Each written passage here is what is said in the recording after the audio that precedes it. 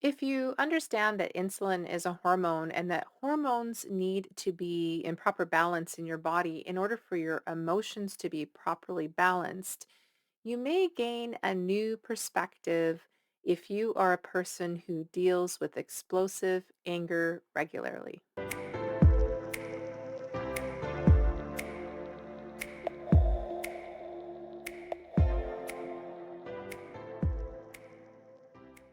Hi, and welcome to Nature's Path to Wellness. My name is Wendy.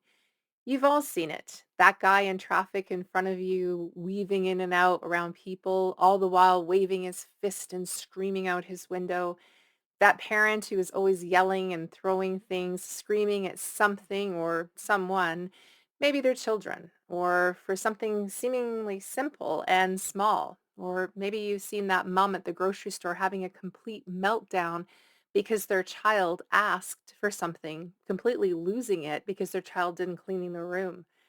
Sure, some people just have anger issues, and maybe they grew up in an angry home or learned from their parents. But what if you are constantly being triggered by the smallest issue?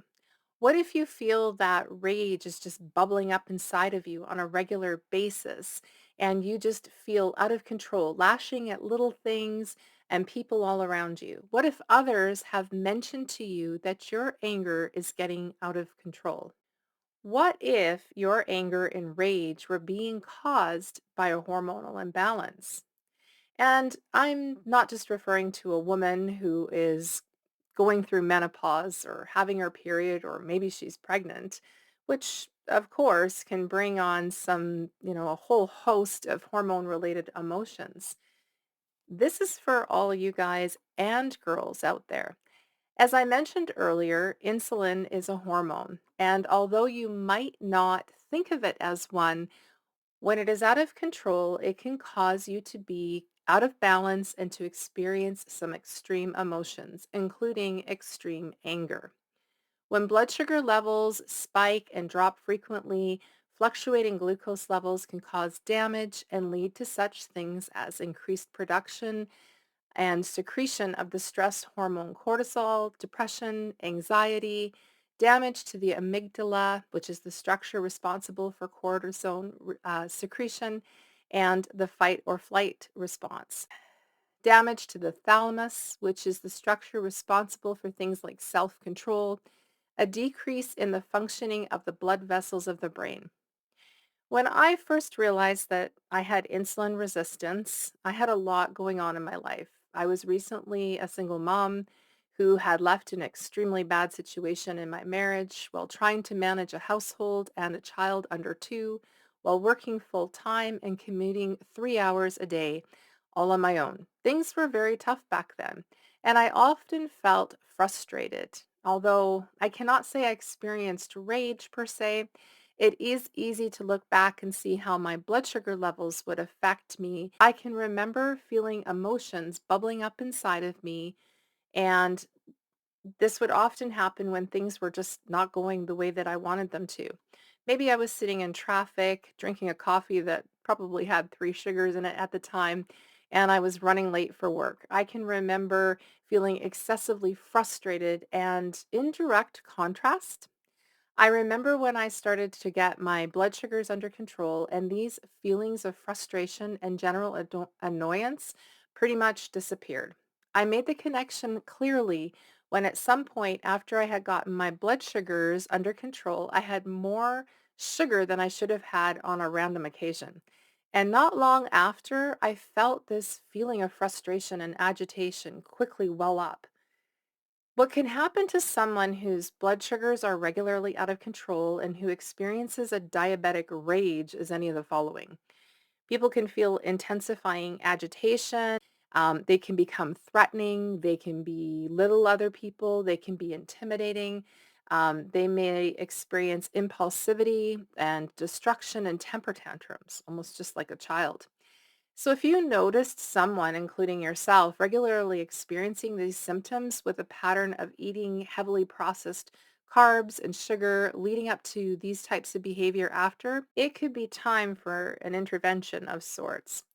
It is important to note that there is no excuse for aggression or violence towards you. Not even a poorly managed diet is a good excuse from someone.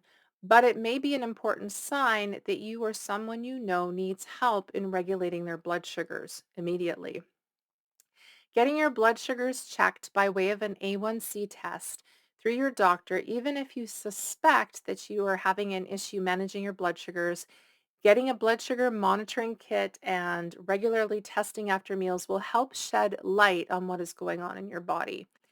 And if you are testing your blood sugar levels 2 hours after a meal and you find that you are outside of the 7 to 8 range, it is time to take a look at what you're consuming. An A1C of 5.7 is an indication of prediabetes. It was believed for the longest time that when you went and got your A1C measured, that if it was 7, or below, it was fine. And I remember even when I got checked and I had a level of 7 and my doctor said, "Oh, well, you're good. Everything seems to be okay." And it really should have been a cause for concern initially. So if you have high blood sugars after a meal or an A1C outside of 5.7 range, it is time to make some changes to your diet. You will immediately want to start by cutting out all processed carbs and sugars.